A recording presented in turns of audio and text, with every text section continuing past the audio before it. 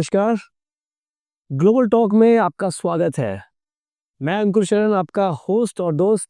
आज आपको ले चल रहा हूँ इंडस्ट्रियल मीट में विद अनिल शर्मा जी के साथ। अनिल शर्मा जी, बहुत बहुत स्वागत है आपका। Much thank you so much for inviting me here and being part of NTIC. So it always pleasure to be with Gunjan sir and जब से जर्नी स्टार्ट हुई है हर इवेंट में मैं साथ ही रहता हूँ जी। आज का जो मौका है that is totally on our profile based and industries के बारे में हम क्या अच्छा कर सकते हैं। बड़ा अच्छा अनुभव रहा। ऑटोमोबाइल इंडस्ट्री से ही स्टार्ट किया कैरियर। बड़े छोटे से परिवार से हूँ, ब्राह्मण समाज से हूँ मैं और हमारा एक छोटा सा गांव है रेवाड़ी के पास, सारे ब्राह्मण ही है वहाँ पे। सो इंडस्ट्री में एंट्री की 1996 में with I have done my diploma in business management from polytechnic Rohtak and वहाँ से एक इंडस्ट्री में एंट्री हुई। So my first journey was with Hella and then escorts and then I moved to my professional career with Minda Industries. Okay. So Minda Industries was a first company जहाँ से एक professional approach start हुई। Company क्या होती है, industry में क्या आपके पोर्टफोलियोज हो सकते हैं, आप कहाँ से आपकी ग्रोथ हो सकती है। सो 2000 onwards I start taking care of the marketing business profile and starting में डोमेस्टिक फील्ड होता है, वही वही बिजनेस देखने के लिए। तो जब भी कोई न्यू कमर आता है तो उसको एक नई सीट और नई अपॉर्चुनिटी दी जाती है कि आप इस कस्टमर को देख लीजिए। जी जी। सो बड़ा अच्छा अनुभव रहा। नए नए कस्टमर, यामा के साथ मेरी स्टार्टिंग हुई। यामा देखा, टीवीएस देखा, मिंडा के साथ साथ। जी जी। एंड उस टाइम मार्केटिंग एज सच कोई बहुत बड़ा प्रोग्राम नहीं होता था। एक इस kind of interaction between two people और टू कंपनीज। तो जो एग्जीक्यूटिव होता था उसका जो भी रहता था कि आपने मुझे कुछ काम दिया है सर, ये प्रोडक्ट आपने बनाना है, मैं लाके अपने आर&डी को देता था। आर&डी डेवलप करती थी, वो प्रोडक्ट ले जाके हम कंपनी को सबमिट करते थे। कंपनी की सीनियर मैनेजमेंट जाती थी, कोटेशन फाइल हो जाती थी। तो मार्केटिंग वाले का इतना ही जॉब होता था। But over the period Minda has put up a plant in Indonesia. So I was part of Pune team and it was greenfield project. सो वहाँ से मुझे एक ग्रीनफील्ड प्रोजेक्ट लगाने का काफ़ी अच्छा खासा अनुभव इंडस्ट्रीज ने मुझे दिया। So I am very thankful to Uno Minda group, ji mister निरोई मिंडा एंड मेरे जो मेंटर हैं मिस्टर रवि मेहरा, जो आज एग्जीक्यूटिव डायरेक्टर है कंपनी के। जी। उन्होंने मुझे बहुत कुछ सिखाया। तो वहाँ से मेरी जर्नी मेनली स्टार्ट हुई। तो जब इंडोनेशिया का प्लांट लग रहा था तो तब तक मैं logistics, import export, supply chain, HR, in every field I was involve. अभी कोई नया प्रोजेक्ट था तो सब चीज़ें सीखने को मिला। बट एज भी 24 साल के आसपास, 24-25 साल की उम्र थी, तो बड़ा एंथुजियाज्म था कि ये भी कर ले वो भी कर ले।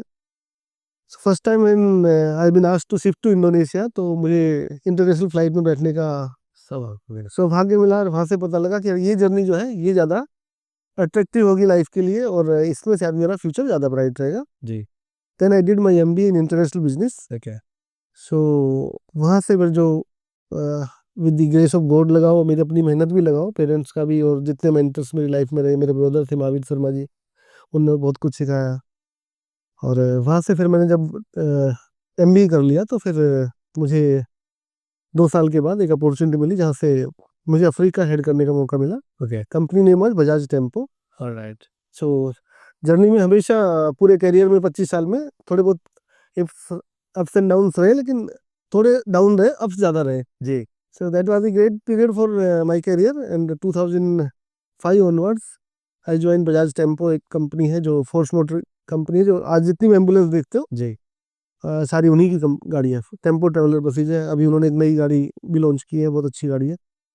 सो वहाँ से फिर मैंने अपनी आईबी की बिजनेस स्टार्ट की है। इंटरनेशनल बिजनेस में मैंने अपने आप को एंटर किया। तो वहाँ भी चैलेंज ये आया कि पहले सबसे पहले अफ्रीका देखने को मिला। मतलब लोग पहले बांग्लादेश जाते हैं, नेपाल जाते हैं, मुझे सबसे पहले अफ्रीका का टूर मिला। एंड बीइंग ए ब्राह्मण कम्युनिटी, मैं अंडा भी नहीं खाता और बड़ा वेजिटेरियन, मतलब प्योर वेजिटेरियन हूँ। But so that was also part of challenge with success. Right. तो जब सक्सेस मिलता गया तो ये चैलेंज कुछ बड़े माइनर रहे। सो लाइफ में 3-4 बार अटैक्स भी हुए, मतलब हाईजैक भी हुए, ये भी हुआ। क्योंकि अफ्रीका के लोग उस टाइम, तो मैं बात कर रहा हूँ 2005 के बाद की, तो जर्नी बड़ी स्ट्रेसफुल थी। बट अपॉर्चुनिटीज भी उतनी महान थी। तो मैं इंडस्ट्री के लोगों को भी यही बताना चाहता हूँ अपने माध्यम से कि एक्सपोर्ट की अपॉर्चुनिटीज हम ओनली यूएस में और यूरोप में ना देखें।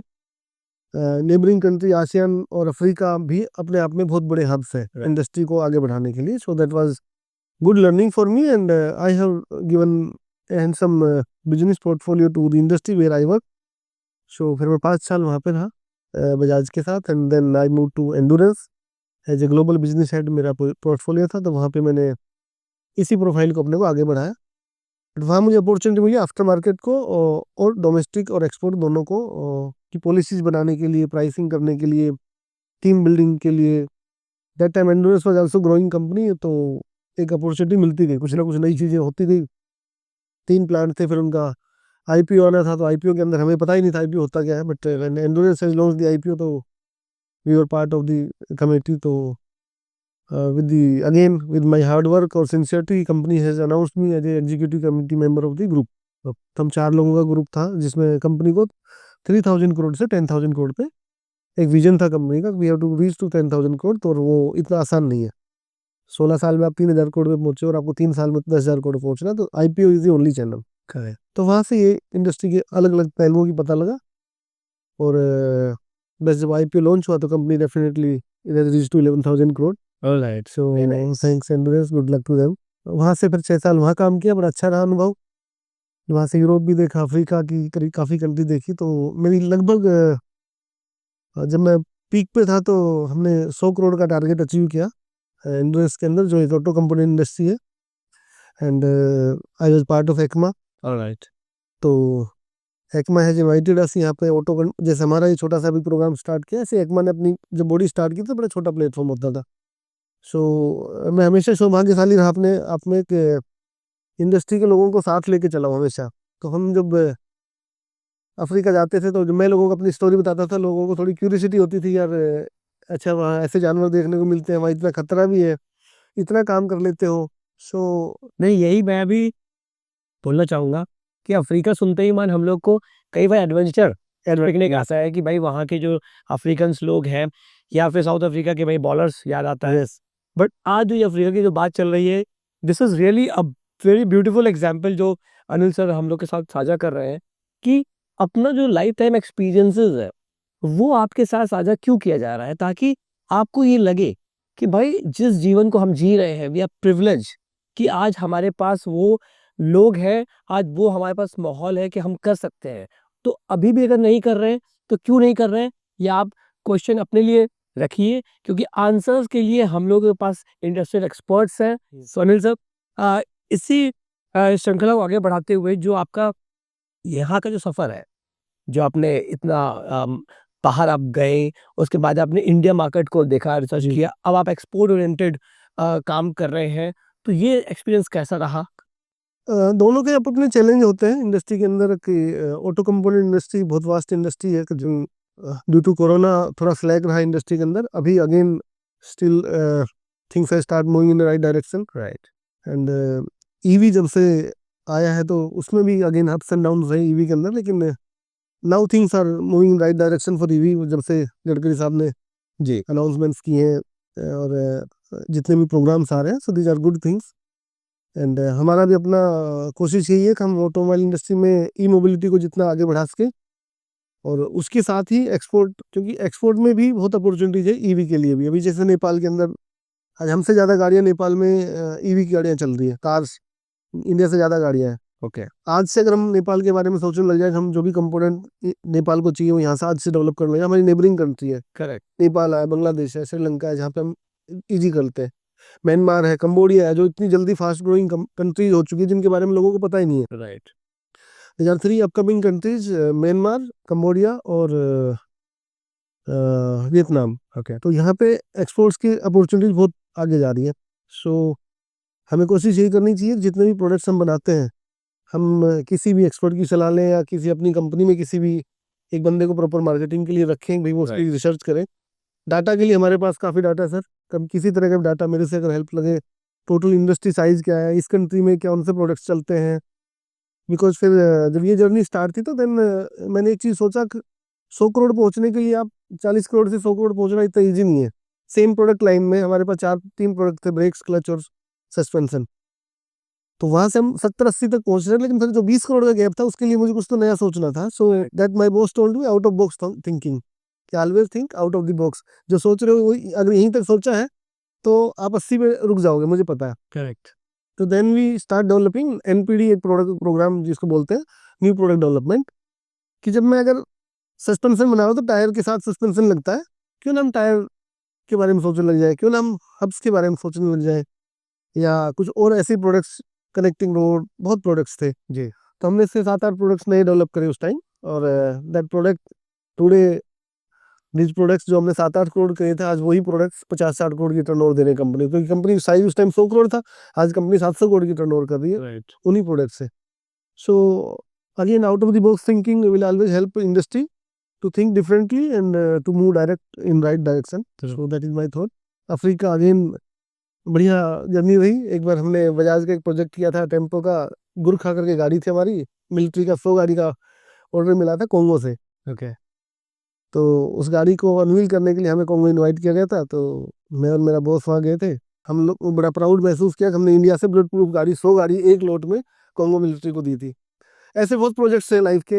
इथोपिया एक कंट्री है जहाँ पे हाइनाज बहुत है, हर गली में आपको हाइना मिल जाएंगे शाम को। तो वहाँ हमने बजाज का एक 3 व्हीलर लॉन्च किया था जो कि स्टेयरिंग 3 व्हीलर है। यहाँ पे हमारे पास हैंडल वाले 3 व्हीलर चलते हैं। बजाज टेम्पो है ऐसी कंपनी जिसने स्टेयरिंग वाला 3 व्हीलर बनाया था। जी। तो फर्स्ट टाइम पहले 7 गाड़ी भेजी थी, तो एक 3 व्हीलर पे पेड़ में अटक गया था जाके, क्योंकि हिली एरिया से स्पीड से चलता था, 400 सीसी का इंजन था। Okay. So then they called us, मना कर दिया कि यहाँ पे इंडियन प्रोडक्ट नहीं चल सकते। ऐसी बहुत सी बातें हैं सही है। इंडस्ट्री के लिए, बट अच्छा ये है कि आप जिस कंट्री में जाओ वहाँ अपॉर्चुनिटी है आपके लिए। इंडियंस के लिए बहुत अपॉर्चुनिटीज है, एक्सपोर्ट के लिए भी, डोमेस्टिक के लिए भी। डोमेस्टिक में आज हमारे पास, पहले उस टाइम डीलर्स उस लेवल के नहीं होते थे, आज एक एक डीलर 100-100 करोड़ की टर्नओवर करने वाले डिस्ट्रीब्यूशन नेटवर्क हो गए। सो हम दोनों पहलुओं पे नज़र कर सकते हैं और इंडस्ट्री को आगे बढ़ा सकते हैं। That is my. देखिए, बहुत ज़रूरी है कि हम इम्पोर्ट ओरिएंटेड तो है ही, क्योंकि इंडिया में बहुत कुछ इम्पोर्ट हो रहा है। एंड आज हम एक एक्सपोर्ट ओरिएंटेड फर्म के एक्सपर्ट से बात कर रहे हैं, जिन्होंने अपना तजुर्बा आपके साथ साझा किया। और सर, जो एक्सपोर्ट ओरिएंटेड फर्म्स हैं, जो और भी लोग हैं या इस तरीके से फॉरवर्डिंग डिविजन्स के लोग हैं, मैन्युफैक्चरिंग जो कर रहे हैं, जो कहीं न कहीं एक्सपोर्ट करना चाहते हैं, लेकिन एक हिच है, माइंडसेट है कि क्या उनको हो सकता है कि वो नॉलेज ना हो, चाहते तो हैं करना, तो उनके लिए क्या आपकी एडवाइस रहेगी? बेस किसी को भी बनाना बहुत ज़रूरी है। अगर हम एक ही लाइन के बिजनेस पे डिपेंड रहेंगे, सपोज करो मेरी आज मैन्युफैक्चरिंग कंपनी, मैंने भी अपना मैन्युफैक्चरिंग में भी तजुर्बा अपना के देखा। When I left my professional career, तो मैंने अपनी मैन्युफैक्चरिंग यूनिट स्टार्ट की। आज भी मैं 1-2 कंपनी रन करता हूँ। तो लेकिन वहाँ डिपेंडेंसी क्या होगा, हम केवल डोमेस्टिक नेटवर्क के ऊपर ही डिपेंड रहेंगे, या एक पर्टिकुलर एक वही कस्टमर पर डिपेंड रहेंगे, चाहे हम बजाज पे रहे, चाहे यामा पे रहे, चाहे हीरो पे रहे, चाहे स्कोर्ट्स पे रहे। अपने आप को डाइवर्सिफाइड करना बहुत जरूरी है। आप अगर एक ही बिजनेस, एक प्रोडक्ट लाइन के ऊपर, एक ही कस्टमर के ऊपर रिलाई करेंगे, then definitely you have to face the challenge. So धीरे धीरे करके, और एक्सपोर्ट में आजकल इतनी सुविधाएं हैं, गवर्नमेंट से बेनिफिट मिलता है। आईईसी, इंपोर्ट एक्सपोर्ट लाइसेंस बोलते हैं। जब आपको एक्सपोर्ट स्टार्ट करना होता है तो पहला स्टेप वही है जिससे आपको जीएसटी के बाद आईईसी लेना होता है। आप ले लीजिए, कोई कोई उसकी गवर्नमेंट की तरफ से आपको कोई दिक्कत नहीं है। करेक्ट। आप एक्सपोर्ट कर रहे हैं या नहीं कर रहे, उससे कोई ज़्यादा मैं तो नहीं कर रहा, लेकिन आपने ले लिया तो आप एटलीस्ट सोच तो सकते हो मैं कर सकता हूँ। ईजी है, कुछ दिक्कत नहीं है। फॉरवर्डिंग का भी मैं सर को बता दूं, मैंने जब बजाज जब काम कर रहे थे तो फॉरवर्डिंग इंडस्ट्री बहुत उसमें थी, और किसी को नहीं पता कि आज मुझे अगर यहाँ से एक पैलेट उठा के श्रीलंका भेजना तो कैसे जाएगा। सो फॉरवर्डिंग इंडस्ट्री बड़ा डिसएडवांटेज उसका लेती थी, क्योंकि हमें नॉलेज नहीं थी। राइट। सो उस फील्ड में भी बड़ी नॉलेज शेयरिंग हो चुकी है आजकल, और बड़ी कम्पिटिटिव रेट्स आ चुके हैं। तो जो पहले हम $2400-2600 के अंदर कंटेनर देते थे, आज वही कंटेनर $1600 के अंदर हमें मिल जाता है, $1700 मिल जाता है। सो वहाँ पे भी हमारी एक फर्म है बालाजी ग्लोबल्स के नाम से, जो महिपालपुर में है, और हम वहाँ पे मीना इंडस्ट्रीज का, काफ़ी इंडस्ट्री का काम करते हैं। सो बट सब जगह मैं जुड़ा ऐसे ही भाईचारे में हूँ, दोस्ती में हूँ। मेरे खुद के कजन है, लेकिन मेरा प्रोफेशनली मेरा कोई वो नहीं है उनके साथ। जहाँ मेरी हेल्प की जरूरत होती है मैं वहाँ हेल्प करता हूँ। Perfectly lead by setting example, क्योंकि सर ने बहुत कुछ देखा है, बहुत कुछ कर रहे हैं। और एज अ प्रोफेशनली ब्रदरहुड जो कैंपेन है, कि भाई कई बार हम लोग अपने दोस्तों से, रिश्तेदारों से बात करते हैं, लेकिन आज भारत को ज़रूरत है एक्सपोर्ट पे ध्यान देने की। यस। क्योंकि हम लोग ने देखा है कि जब हम लोग बात करते हैं कि इंडियन मार्केट को किस तरीके से बूम पे लाया जाए, जब तक हमारा एक्सपोर्ट बढ़ेगा नहीं, तब तक हमारा मार्केट वोलेटाइल रहेगा। क्योंकि इंपोर्ट लाने के लिए तो बहुत सारे कंटेनर्स हैं, लेकिन जब ये एम्प्टी रेपो जब ये जाते हैं, वो कॉस्ट भी हमें ही बियर करनी पड़ती है। यस। तो सर, जो हमारे इंडस्ट्रियल एक्सपर्ट्स की तरीके से आपका आज हम लोगों ने प्रसारण किया, साथ में जो इंडस्ट्रियल एक्सपर्ट्स ये जो स्टूडेंट्स हैं जो कि आईबी पे काम कर रहे हैं, बहुत सारे कॉलेजेस हैं जो कि जिनके साथ हम लोग जुड़े हुए हैं प्रत्यक्ष रूप से या अप्रत्यक्ष रूप से। तो उन स्टूडेंट्स के लिए आपका क्या एक मैसेज होगा? स्टूडेंट्स का ये only not focus only on theoretical things, right, be part of practical things. Whenever you get the chance to attend such kind of seminars, sit with us, correct, learn live things, understand the facts कि industry कहाँ है, कैसे है. तो internship के दौरान ही वो study नहीं हो सकती. आपके अपने सर्कल में आप अपना फ्रेंड सर्कल इस तरह का बनाइए जिनके पेरेंट्स हो. और आजकल फादर और सन दोनों फ्रेंडली रहते हैं. मैं हमारे टाइम में थोड़ा गैप था, पर मेरा बेटा मेरे साथ बिल्कुल फ्रेंडली रहता हर तरह से. तो उनसे बातें कीजिए. करेक्ट, हो सकता है आप, जब मैं अपने बेटे से बात करता हूँ तो मुझे आज एआई के बारे में मुझे कुछ भी नहीं पता था. जी, अब जब उनसे बात करता हूँ तो मुझे 10 चीज़ें नहीं पता लगती कि यार आर्टिफिशियल इंटेलिजेंस की नई चीज़ आ गई है. और जो हम काम करने में 2 घंटे लगाते थे, आज वो आधे घंटे में करते हैं. Correct, so it's vice versa thing. Right, we will also share our knowledge जो हमने पास्ट में सीखा, and we will learn from the youngster also. So from my side the message is very clear. Let's part of be a friendship part, and उससे आपकी दोनों की journey अच्छी रहेगी. जब हम इंटरव्यू का मतलब ये नहीं कि सिर्फ नौकरी पेशा के पर्सपेक्टिव से, द पर्पस है कि आज हमारे थ्रू अगर ये एक चैनल एक ऐसा बन रहा है जहाँ पे हम आपके जो पॉइंट्स हैं जो शेयर कर सके, क्योंकि लाइफ में बहुत कुछ तजुर्बे होते हैं लेकिन एज अ प्रोफेशनल जर्नी के लिए हमें बहुत वो छोटे छोटे तजुर्बे काम आते हैं जिससे हम कहीं ना कहीं डिसीजन मेकिंग ले सकते हैं। तो डिसीजन मेकिंग के लिए फोकस रहना बहुत ज़रूरी है। और जब आपके पास इंडस्ट्रियल एक्सपर्ट्स आपके पास रहते हैं तो आपके पास एक बड़ा क्लियर फार्मूला है कि this is what I wanted to do और ये पाथ है। तो पाथ के लिए आप लोगों ने चुन लिया है, प्रदर्शक आपके साथ है।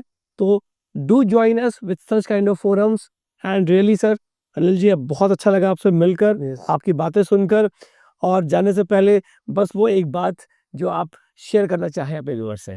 प्रोफेशनल से एंटरप्रेन्योर बनना बड़ा ही डिफिकल्ट रहता है. हर एक आदमी की सोच रहती है कि मैं भी एंटरप्रेन्योर बनूं.